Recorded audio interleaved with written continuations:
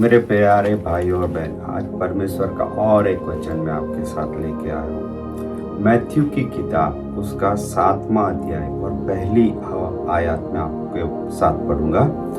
दोष मत लगाओ कि तुम पर भी दोष न लगाया जाए, क्योंकि जिस प्रकार तुम दोष लगाते हो उसी प्रकार तुम पर भी दोष लगाया जाएगा, और जिस नाप से तुम नापते हो उसी नाप से तुम्हारे लिए नापा जाएगा। मेरे प्यारे भाई और बहनों, हम परमेश्वर का वचन कहता है कि किसी पर भी दोष मत लगाओ, कि हम पर भी दोष ना लगाया जाए।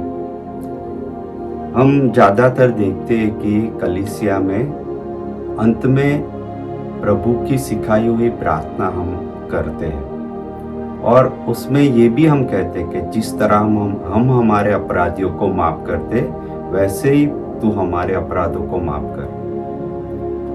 और परमेश्वर का वचन ये कहता है कि हमारी जुबान में जीवन और मृत्यु दिया है।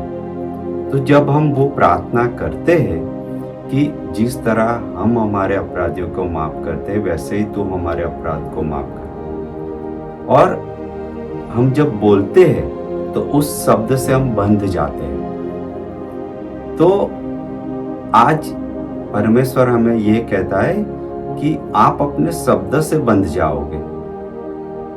हम जो प्रार्थना करते ऐसे ही कर देते, ऐसा नहीं है। हम हमारे शब्दों के द्वारा हम बंध जाते हैं।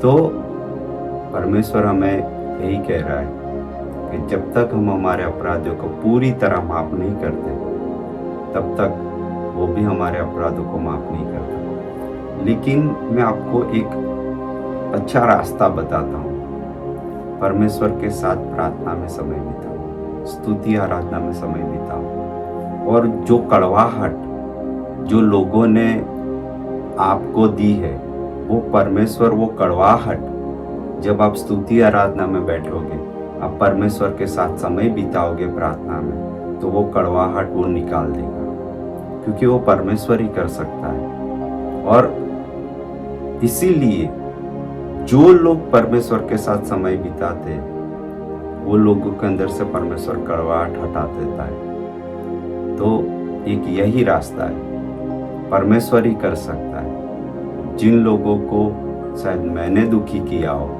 जिन लोगों ने मुझे दुखी किया हो, एक ही बात है कि परमेश्वर के साथ समय बिताए और परमेश्वर के आगे सब कुछ हम बोले, परमेश्वर को जाके बोले, कोई मनुष्य के जाके साथ मत बोले, क्योंकि परमेश्वर के साथ जब हम बोलते हैं तो परमेश्वर उसमें से हमें निकालता है।